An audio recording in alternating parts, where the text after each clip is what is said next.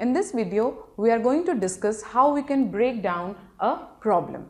In our previous video, we saw that there are different types of programming methodologies when you are solving real complex problems. You must have noticed that in all those approaches, you had to break down the problem into smaller units, whether they were functional units, logical units, or simply any unit that you felt comfortable with. So, let's see how we can actually break down the problem. There are two approaches, top-down approach and the bottom-down approach.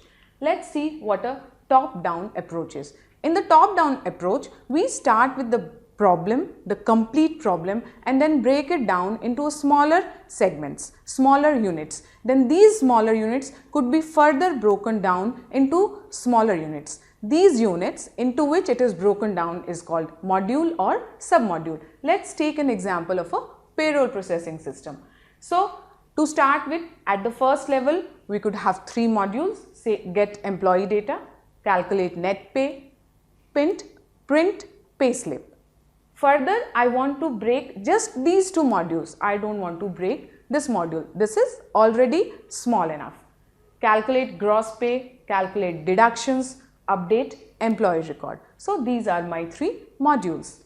For the print pay slip, again I will have get employee record, get net pay details and get leave records. So, in this fashion, you can use the top-down approach to break down any problem into smaller units.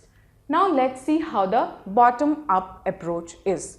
Bottom-up approach is exactly opposite to the top-down approach. Here, we start with the smallest units that we need to handle, the smallest module that we need to handle.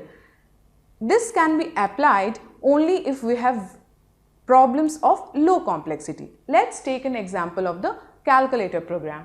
So, I have listed here some of the calculations that we can cover in a calculator program, say square root, algorithmic value, logical NOT, comparison, addition, subtraction, multiplication or division.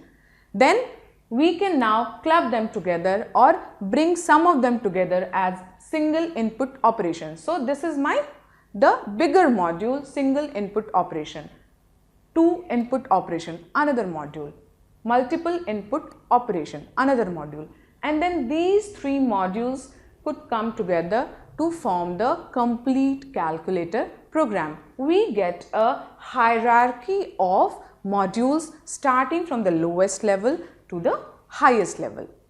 So, in this video, we have learnt how we can break down a problem into smaller units. In the next video, we are going to look at the steps for the complete software development process.